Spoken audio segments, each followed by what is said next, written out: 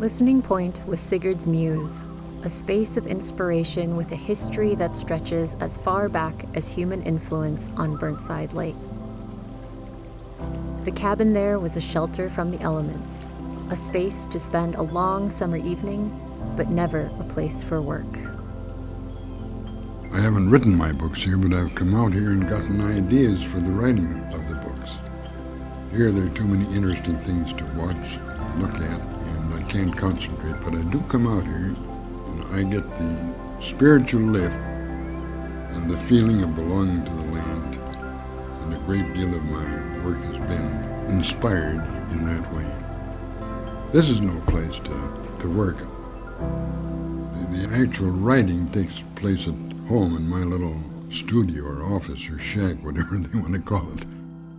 That's where I've learned I can do my best writing. The air heavy with the smell of pipe smoke, he'd work for hours crafting his words and memories into essays. For all the hours he spent in that tiny shack, Sigurd struggled to get published. These days, we would say his work was ahead of its time, focusing on connection and improvement of the human condition rather than the popular naturalist themes of the day. He had sent in the manuscript to his agent, and she wrote back, and I guess she had tried it several places. And she said, "Sig, can't you have a little more adventure in your book? Maybe something like the mouse sliding down the tent and other adventures of that sort." So he wrote back and he said, "No, Marie, I have adventures of the spirit. And if it can't be accepted on that basis, I don't want to send it in again." So she said, "Well, let me have it again." So this was when she took it to Alfred Knopf and he accepted it, The Singing Wilderness. When he finally did publish The Singing Wilderness in 1956, he couldn't have known that his essays and musings would still carry weight today, inspiring generation after generation of people who love the outdoors. Through the windows of the shack, he would look out into the yard, at the trees he planted that now tower above the grass, to the fire grate set into the stone wall, a reminder of all the fires in the backcountry. Oh, people have stared into campfires all their lives and for centuries. And staring into a campfire, you would dream your dreams and imagine all the things that are going to happen, all the things that have happened. You see pictures in a campfire. There's a sort of a magic there that you don't get any other way. So every time I look into a campfire, especially at night when it's glowing, all the friends you've known, all the things you've done, all the places you've been, all come to life again. The windows of the shack also let him see into the porch of the house, the meeting space with the long table and large windows. The house was Sigurd's family home, finished in 1934 and cultivated by his wife Elizabeth, where they raised their two sons, Sig Jr. and Bob. Elizabeth was a homemaker, a kind and gracious woman who was adored by all who knew her and often greeted their visitors with a cup of coffee and plate of cookies. In later years, she took to editing Sigurd's books, and he trusted her judgment above all others. My problem is that, I sometimes am not, I'm too critical, and it is not so good all the time, but it's... you can say that. Remember in the old days when you used to criticize my yes. stuff and I would get angry Yes, you were very good now. And say that... You're very submissive.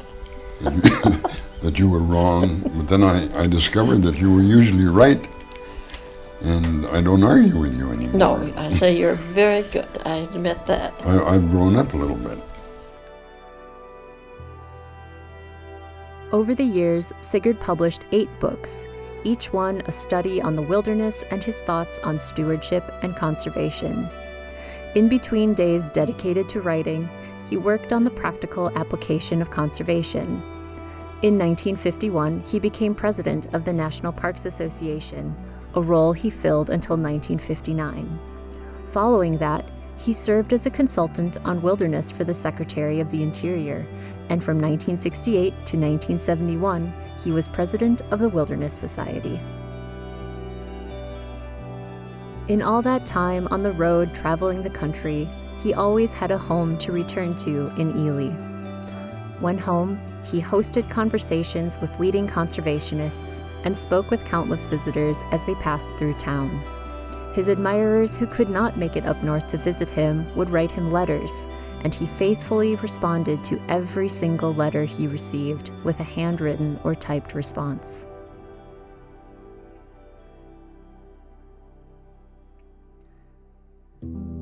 Sigurd passed away in January of 1982. And then Elizabeth years later in 1994.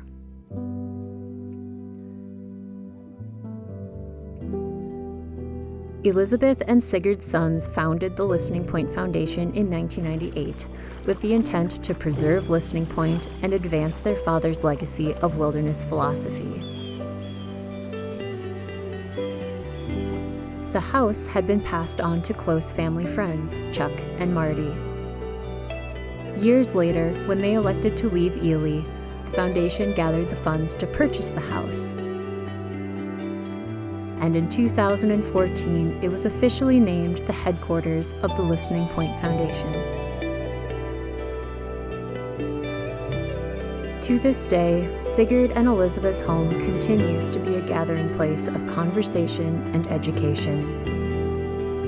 The foundation welcomes hundreds of people each year for tours of the house, writing shack, and cabin, while telling the story of Sig and all he did to steward wild spaces for the generations to come.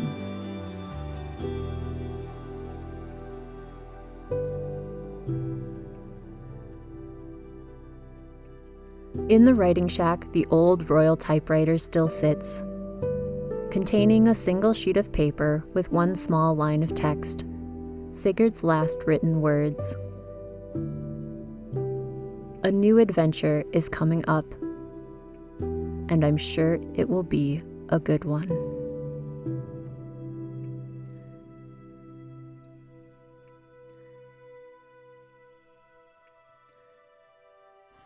A Greek said 2,000 years ago, or maybe 3, I don't know. He said, life is a gift of nature, but a beautiful life is a gift of wisdom. And what is wisdom? Wisdom is the ability to see beyond yourself. That, in the last analysis, may be where we're hoping to go.